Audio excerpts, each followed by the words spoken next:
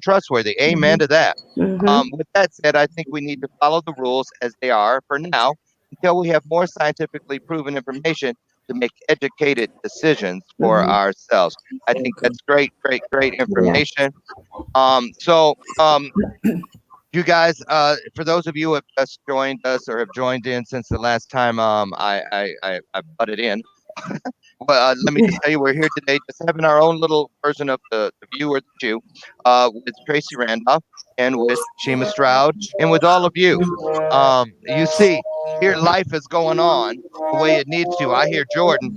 What is he playing? The saxophone. The saxophone. So Yudney says, I've been helping this 83-year-old lady, helping her get groceries, bringing it. Hey, Tracy, can you mute for a second? Sure. I've been helping this lady. It's making me scream. Bringing it to her, but she begged me every time to take her through the drive-thru of Burger King for an ice cream cone. Oh, Lord.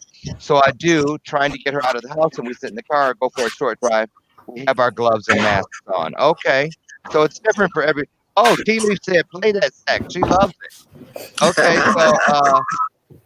Okay, so that's good. We're dealing with it. So listen, you guys, what is it? Let's wrap up this way real quick in 30 seconds or less. What words of wisdom do you have, Shima, for people to try to come out a better version of ourselves? Learn about yourself, like you said. Learn about yourself. Learn about your world. How you can be a better impact to the world when you're able to gather again. Take less for granted once you get out there because you weren't able to do these things when you really wanted to. So there is some self-evaluation here that needs to happen. Awesome. And just love yourself. Love yourself and love everybody when you get out there. Okay, Tracy. I would ditto Shima on the love yourself, love your families. I would say have faith and understand that God is still in control, even though we don't understand fully what's going on. And then just what I was saying earlier about just, educating yourselves on how to better take care of yourselves and build your immune systems for such a time as this, because that should be happening regardless of coronavirus or not, but just to be prepared for things like this. And then, like she said, have some patience, pack your patience as well. Awesome. Ring the bell of purpose on that. You guys, we're out of time. Thank you so much, Tracy and Shima, for coming in. Tomorrow, everybody. Bye, everybody. Bye, everybody.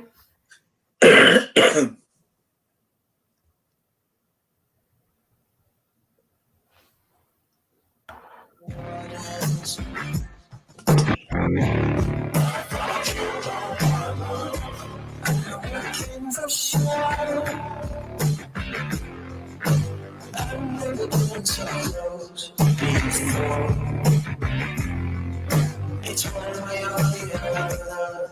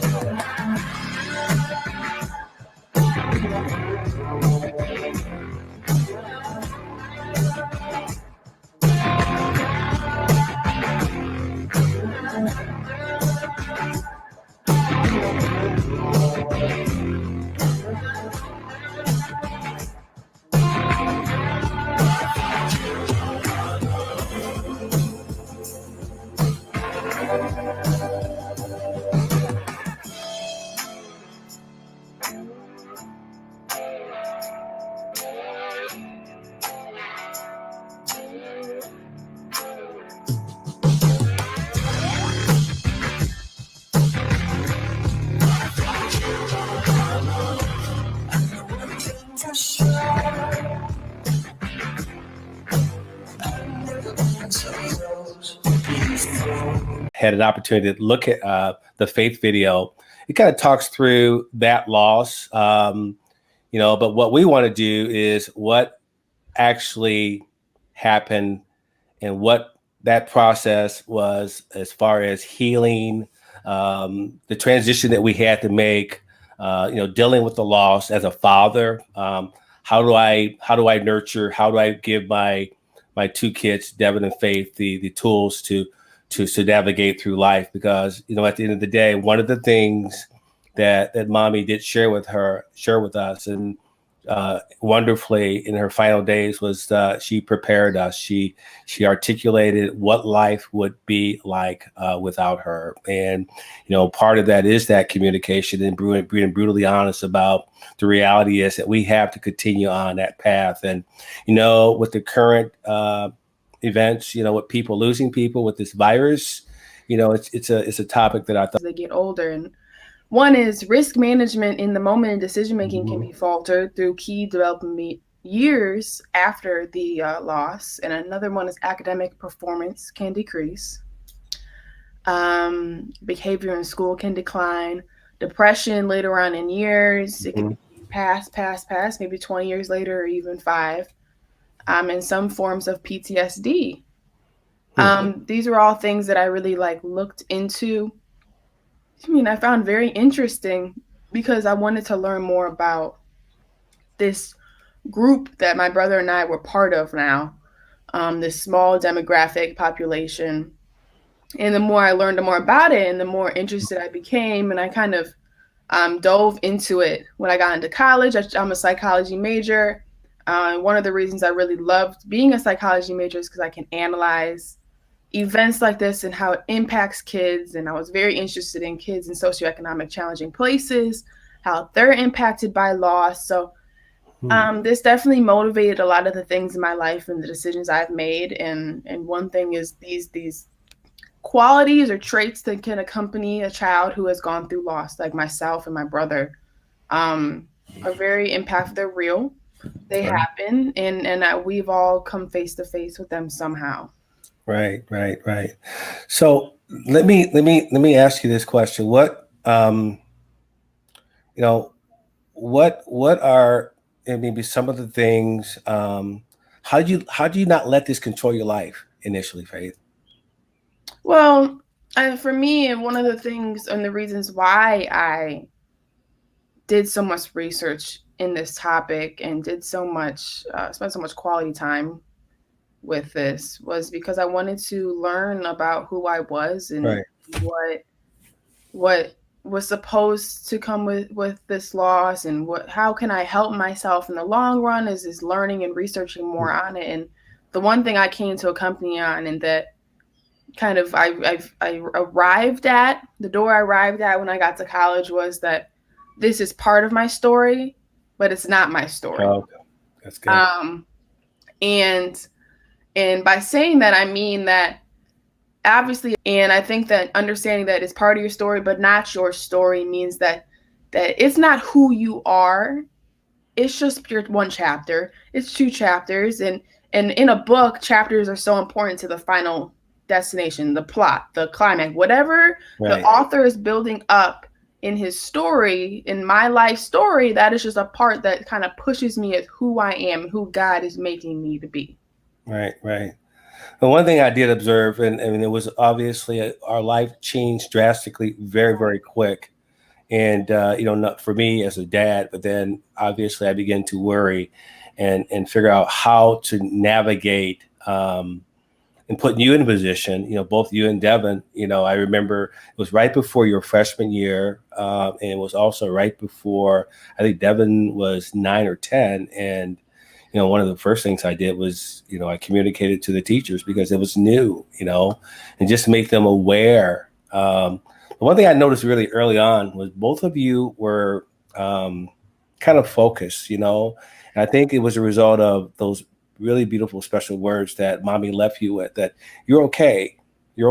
And that gave me some comfort, but, you didn't let it be an excuse. How did you not use these things to be excuses in your life? Because you were pretty focused. That's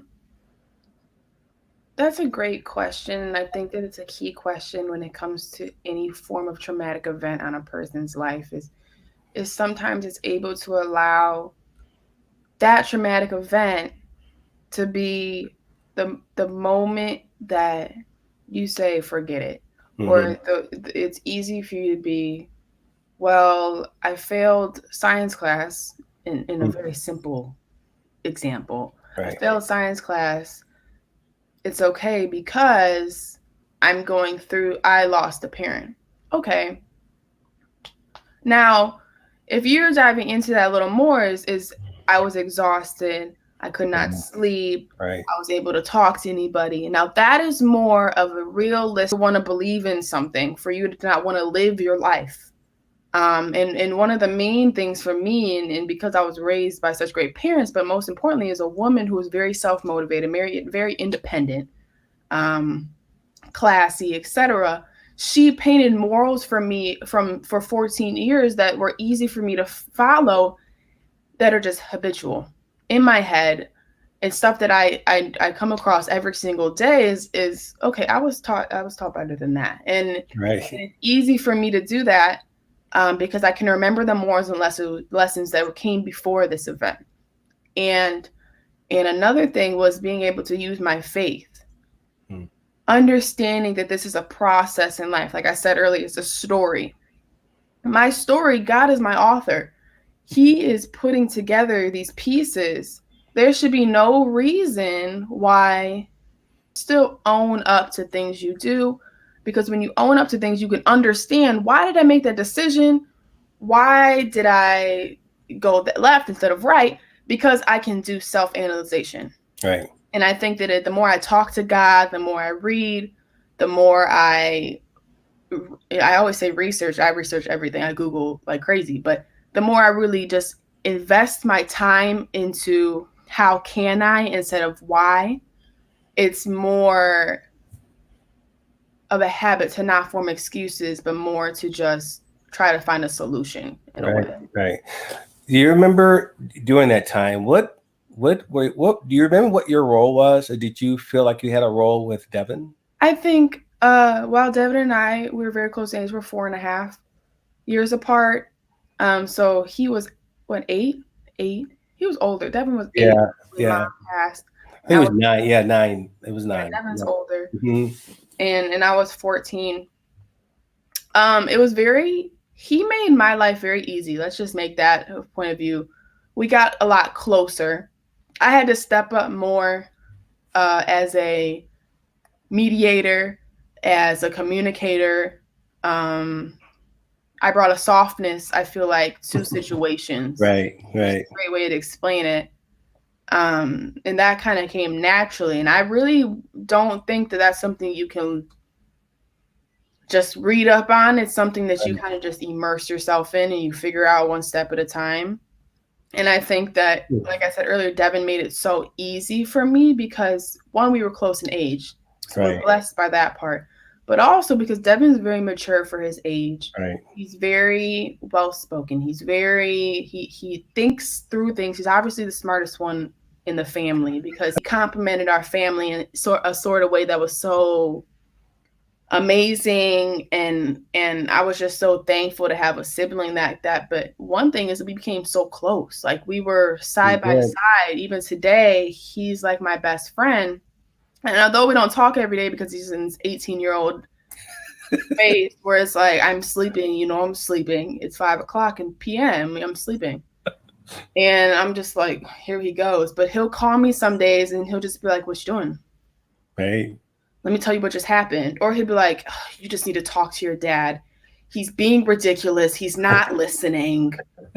I'm leaving. And I'm like, okay, like, let's all relax. He does things like that. Right. And because, one, what people don't understand is Devon's very, like, you can tell he's going to Yale. Right. Like, this is ridiculous. This situation is beneath me. Like I already have solved the problem. You are stuck in the past. He's so advanced. And I think that for you that is taking as a parent, you're like, oh my goodness, like this kid is a young man, but he's also so intelligent and so he thinks through everything so well.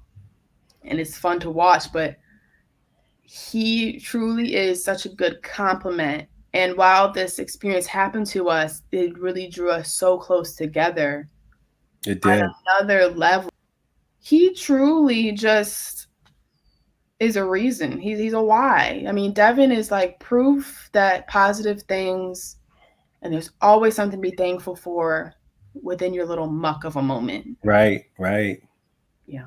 Oh my God. You know, I always share pictures of the two of you holding hands. Even to this day, we go out, you're holding hands. I'm walking behind you, and just brings me so much joy.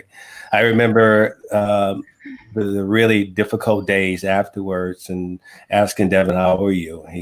He goes, "Well, Dad, I'm okay, but do me a favor." And they're very aware, you know, when you go through this process, when you saw those 2 months and how difficult it was. As a life lesson in this moment, make sure you tell me the truth from now on, or Right. make sure you do it. That was him. He's such a great communicator, and it's I don't think people understand how mature he is, because sometimes I'm just like, where did you learn this? I know. Who instilled this in you? Because we're like such doers, and he's more someone, which I'll touch on later, is he is able to be in a moment. He's able to be like, all right, Devon, I feel this way. And as a child who loses a parent, that's so important, to be able to look at yourself in the mirror and be like, I feel this way today. I don't feel great today. Yeah. And be able to communicate it like, hey, Dad, I don't feel like it today. I don't feel, and he still would be like, I don't feel like it today. I'm going to go do it because you guys told me to do it. I'm going to do it the best I can, because that's who he is. And he doesn't complain. He's so different than me. Right. Does it, and it's over. And he's just like, okay. Right. Well, it brought joy. It continues to bring joy. I think it's, as parents, it's just a wonderful thing to be able to see when siblings are close. And I think, you know, one of Mommy's obviously gifts in her spirit was to want that to happen. And not only was it happening after, but it was happening before that you guys were really, really close. And he was there. You remember we were watching one of the videos of you, me training you basketball. He was actually rebounding. Right? I understand. Devon's childhood. Forget the loss of a parent. Forget all that. Devon's childhood. The poor kid was left out of everything. Bless his heart. No, truly, bless his heart. But he was the younger sibling. And that's probably why he's so mature now. Because he's like, oh, wow. I'm just like, I'm here for the 4th hour. Like, Devon, I'm looking at Devon, and Devon's like, just do it, Faith. I don't know what your problem is. Right. Like, well, when can I do it? And then he goes, when can I do it? My turn. Right. And he's like killing it. And you're just like, Devon, like, you see, we're here 4 hours and you're just so excited. That was the best moment for me, because then I'm like, I'm going to go sit down. Right. And you can see Devon during those days we were close, but it wasn't like, because me and you, we were one-on-one. And the thing that I think that is so, I'm having a come to moment, but like Devon and Mom were very close. The mother, because me and you spent so much time together. Devon and Mom were like Batman, Robin. Like those two were like side by side. He was such a mommy's boy. He still is. And it's just like, for him, and I tell people all the time, they spent all the time together. The tournaments, Devon was with him. And although she wanted to kill him many times, because Devon was all over the place. He was like on the court as a grown child, like flipping off things, somersaulting downstairs, like. But those two were like, side by side every single time. And I think that eventually we'll bring Devon out on the show, and then he'll touch on his relationship a little bit. But he and her were really close, and I think that it was beautiful. And maybe that he definitely has a lot of her mannerisms and a lot of who she was. While I have it, he has it at a young age. And I agree with you. And that's probably why me and him gravitate towards each other so much, because we both have parts that we've grasped and then kind of like tried to become. And he's someone he really life is like it like kind of floated to him. Allowing yourself to grieve, but not make excuses for trauma. This is my favorite topic, kind of that type of question, because the older I've gotten, the more I've been able to analyze trauma and traumatic events. And for a long time, I was like, I didn't know that I had gone through something traumatic. I didn't really think that it was something, because I see things happen on a daily to kids, and I see, and I'm so blessed to have. I had 2 parents, and now I even have one very involved parent, and I'm so thankful and blessed. But one thing about it is when I started really analyzing, like, no, something traumatic happened in my life. And understanding that, and while I was kind of focused on like, okay, don't make excuses for this. Use this as motivation. Use this as something that can kind of target in on something I really want to love to do. How can I use this to kind of just create a better person out of an event like this? But for me, it was also understanding, because I shut down a lot, and I would not talk about the experience, and it took me a very long time, and maybe till junior, senior year, for me to really like start opening wrong person. And for me to be able to see that's who I was very humbling, and it was to see the impact that my story had on other people. And I remember my Coach P at Duke, she told me, I remember this till this day, and I said it to you the other day when we were going through our notes, is she said, when you feel like telling your story, you'll tell your story. Mm-hmm. And you'll arrive in that moment at your own time. And I arrived in that moment my senior year, where I was able to speak on it, and I was able to do the video with ESPN, and then I was able to do articles and touch on things and speak with kids. And I think for me, I was finally feeling it and understanding and opening kind of those wounds again to kind of navigate, like, oh, gosh, I don't remember how I felt in that moment. And then I would think back and talk with Devon, and yeah, I think that the main, and I say that this is my favorite saying, and I'll say it a billion times on the show, and I hope this is something that resonates with people, is don't tell anyone how to feel your trauma. Don't let anyone tell you how to feel your trauma. That's your trauma. That's your experience. Don't let Boo-Foo and whoever it is tell you, well, you should feel this way. Or it's not normal for you not to feel this way. And then you feel guilty inside because you're like, why don't I still feel sad? Why don't I feel like, why am I able to live my life? And it's like, no. That's none of their business. Don't let anyone tell you how to feel your trauma. Don't let anyone tell you how to feel, period. And don't tell anyone how to feel their trauma. You need to, and that was you. That was you. Yes. Like, you need to understand. And for me, with you, I tell you this all the time, and you hate having conversations with me because I'm always like, what about the other? And I devil's advocate the heck out of the conversation. And I'm like, well, what? I'm not telling you how to feel. I say it all the time. I'm not telling you how to feel, but have you looked at it this way? And that's a healthy way. And I wish that people more, and it's hard. Not a lot of people know kids who have gone through something like this. It's hard to talk to people. And I remember before I went through it, it seems like such an off in the distance. How can it happen to us, right? However your mind and soul arrives on, that's where we are today. So that was one thing for me is while not making excuses, understanding, but be okay to feel. And don't be forced or pushed or feel like you're in a rush to feel, okay? For me, in the moment, I was like, I didn't feel yet. And even months later, when I got to college, I finally started feeling the magnitude of that absent place in my life because I was growing older, I was becoming a woman, and I was finally starting to see how important it is on a woman's development. That is when it started to really hit me like, wow, I went through something traumatic. Wow, this really impacted who I was. And I want to share it. But it was my experience.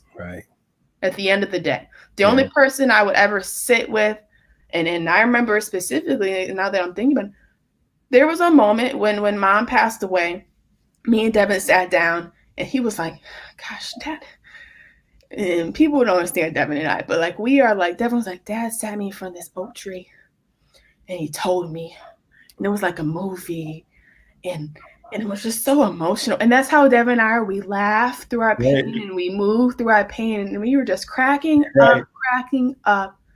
And then, like, he knew already. Yeah, Devon's like a spiritual animal. People don't understand. It's like Yoda. You don't understand. Devon knows things. He'll be like, I know. And you'll be like, it's like, and that's why I say Devon and I grew so close. And it was so, I could feel with him because he understands. Right.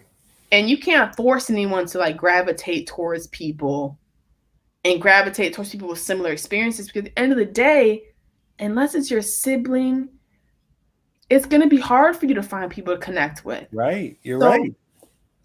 don't let anyone tell you how to feel. Don't let anyone tell you Right. how to feel your trauma, your experience. That's ridiculous.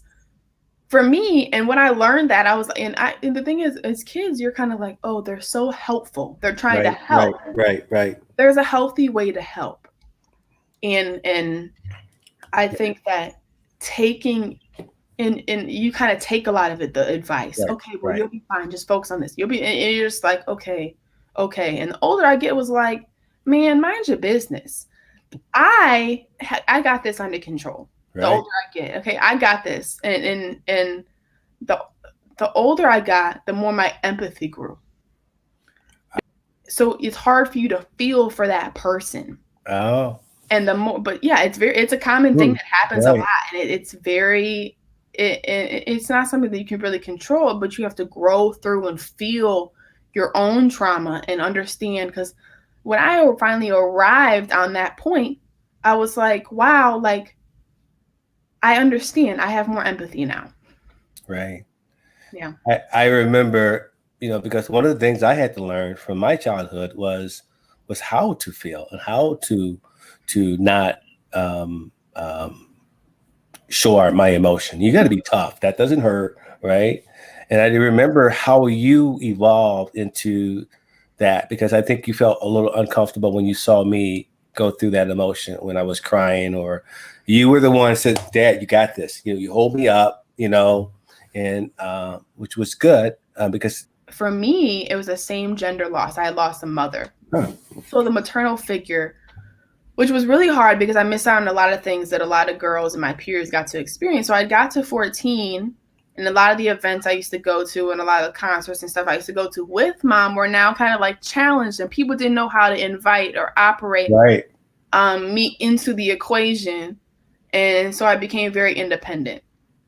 And I kind of formed a habit, and I'm thankful for this habit. And people, like I said earlier, I Googled the heck out of everything.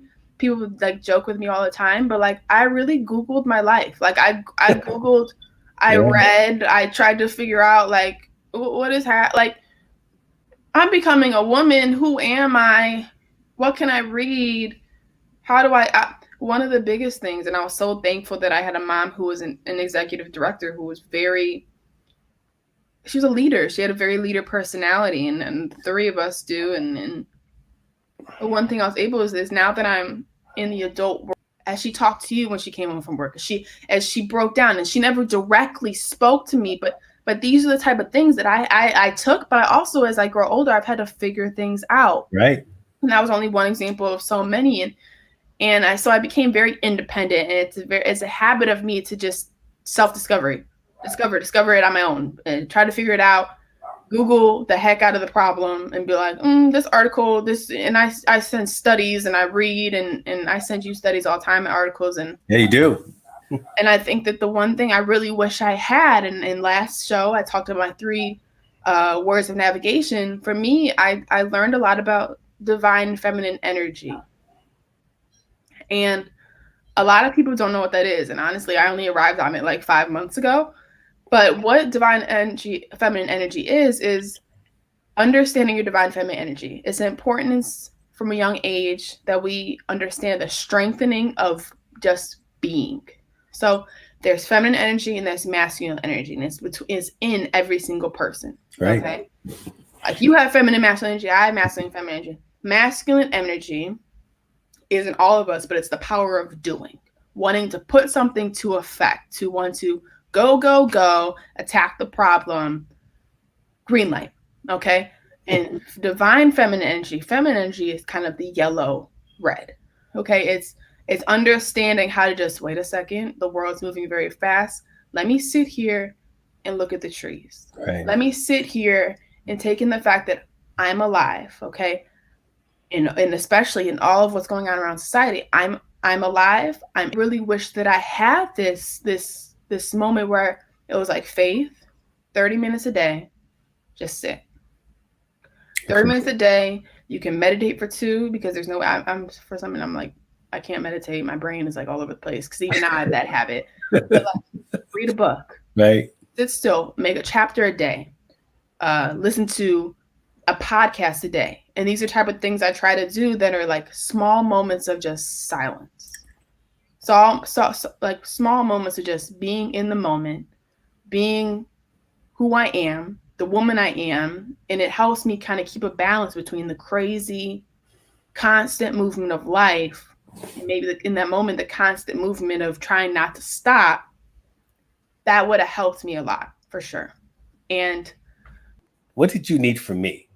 mm-hmm. What did you need from me? And I always revisit that because, obviously we have gotten to a point and place in our lives where we're okay. With the grace of God, we're okay, and we know that we're just scratching the tip of the iceberg as far as where we're going to go in our lives. And because I although I'm a little bit older, I still have that energy, and I still have that, because I know that there's so much in front of me as far as you and Devon, but what could I have given you? And that's such a great question.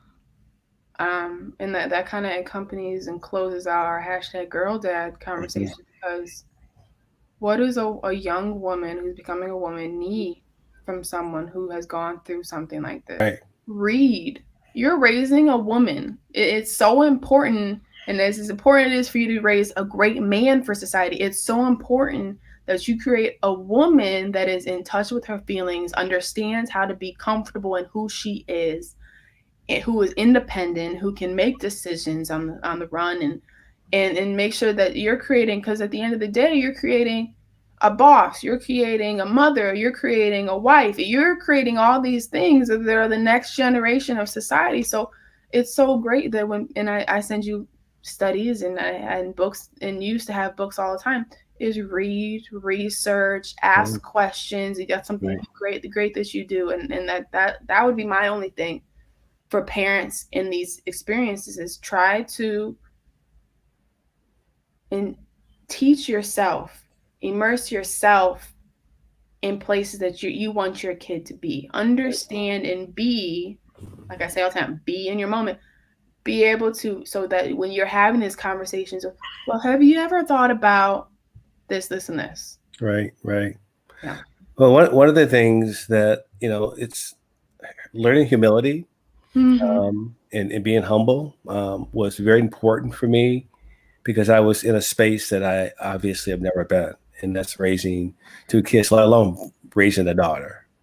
And I remember there's times where I tried to go into that mommy path, and you reminded me that you're doing fine. Just be you.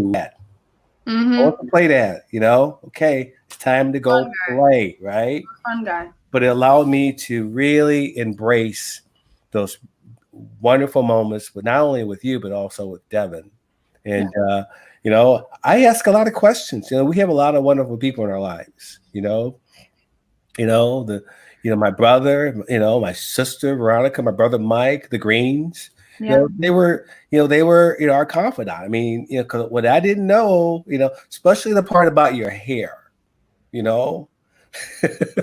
that part about your hair, that was fun. You never ever had to approach that shenanigans. That was never asked upon you. People do not assume that he was some sort of like Moroccan oil, hair, shea butter expert. He didn't know what he was doing, and he had no responsibility. Nobody asked him to do my hair. So clean the slate. But I will say that you were in my favorite memories of during that time was that we did get to go do dress shopping, and we probably bought like 6 dresses in within the high school window, and I can open up the closet and show everybody every one of them. We have all my dresses, every one of them, right? All my jerseys and all my shoes. But you were like, but you've always been my stylist. You've always been like, that was something you loved to do. You used to bring home clothes and but my biggest thing is you would just be there, and you would just positive affirmation. Like, I love that one too. And you just be like,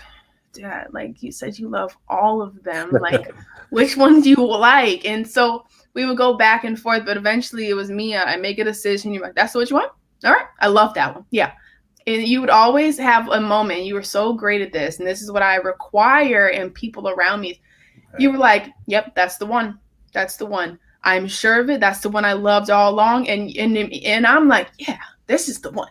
We're about 2 hours into it. Right, 2 hours. But I was like, yeah, this is the one.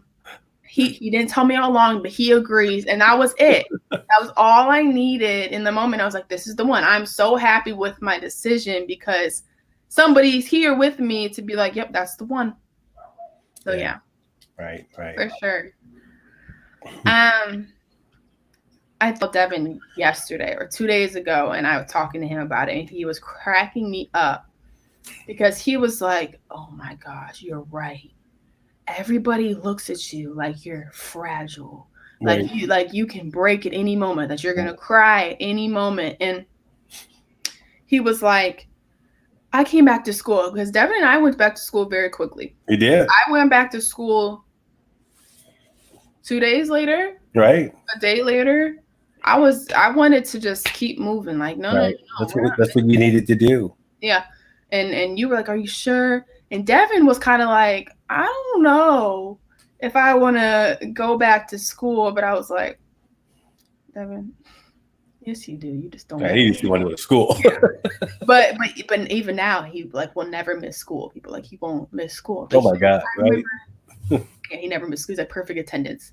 So I remember I was talking to Devon. He was like, God, I went to school, and the teacher was like, Devon, how are you? How can I help you? This is where my office. And Devon was like, okay, like, thank you for helping, but like, back up. Like, right. Like, let me navigate my space. Let me feel my trauma the way I want to feel my trauma. Right. And even he was 9. And so all the kids knew, and you're the kid that lost a parent, and you're so kind of like not alienated, but you're different. You're different. And you're kind of the odd one out.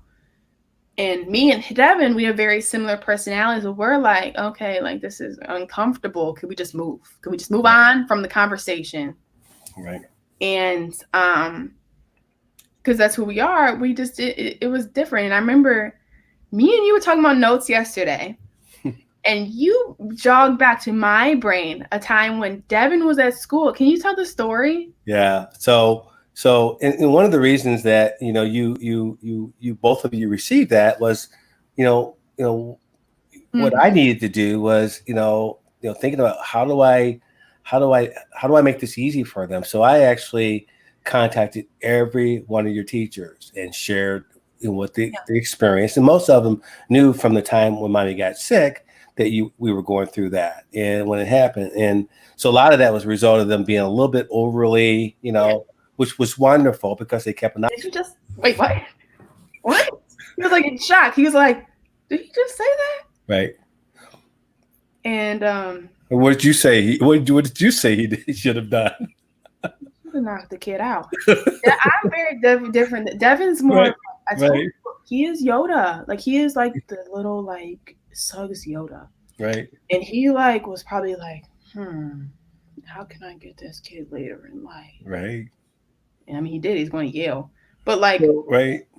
For me, I was like, oh no, it's my spot right now. It's happening. No. And for me, I remember in the moment I was angry. I was like, what do you mean you didn't hit him? What do you mean you didn't show him what? And that's what mommy would have wanted him to do, jack him, right? Yeah, like what are you talking? Right.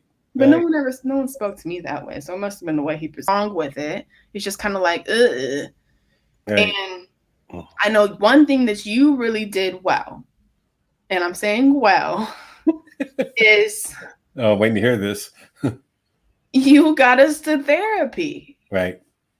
Family therapy, everybody, 8:30s on Monday.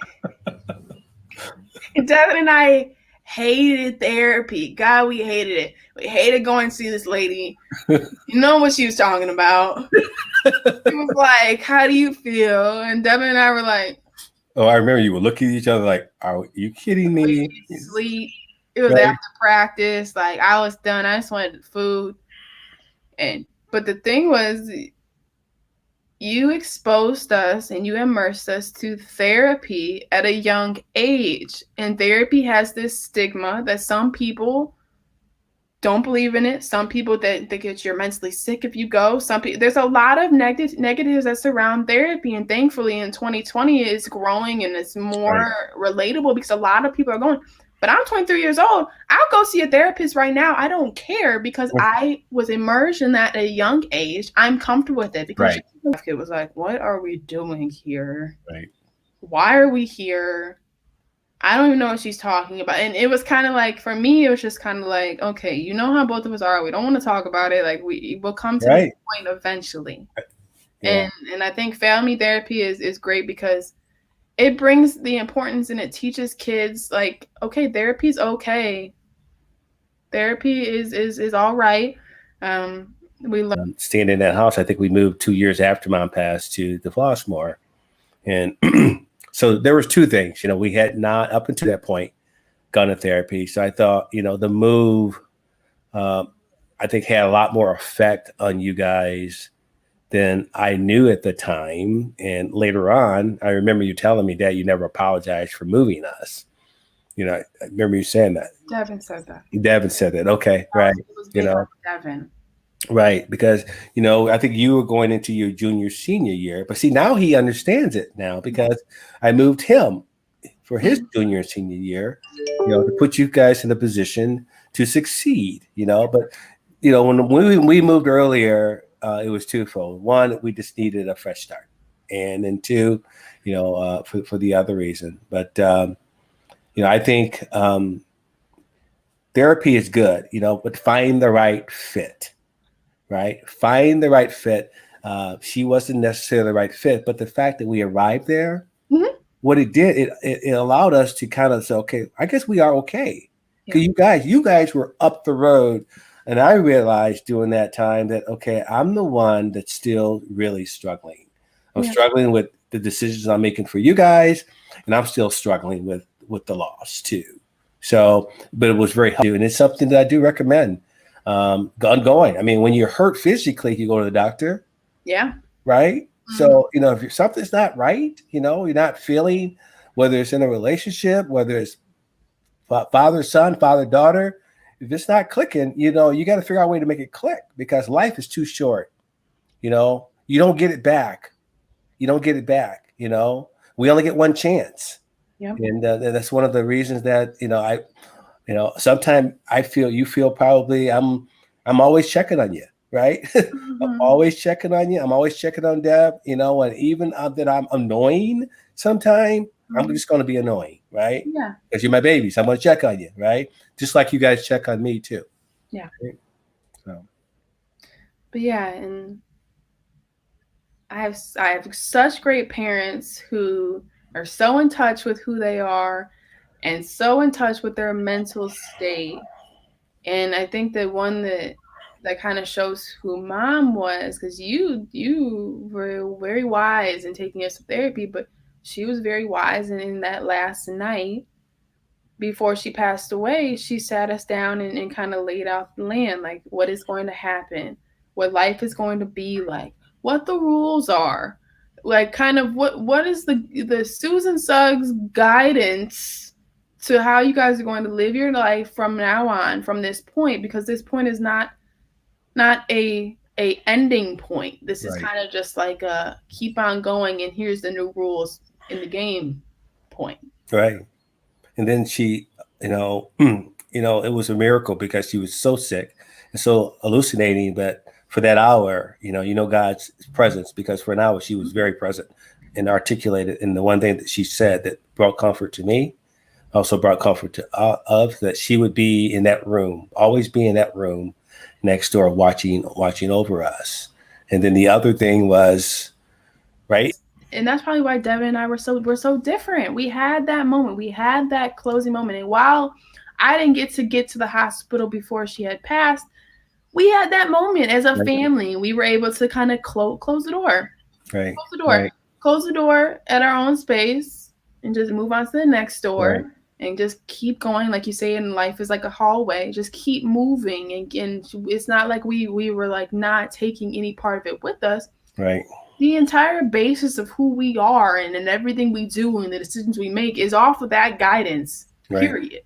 Right. Wow, really neat.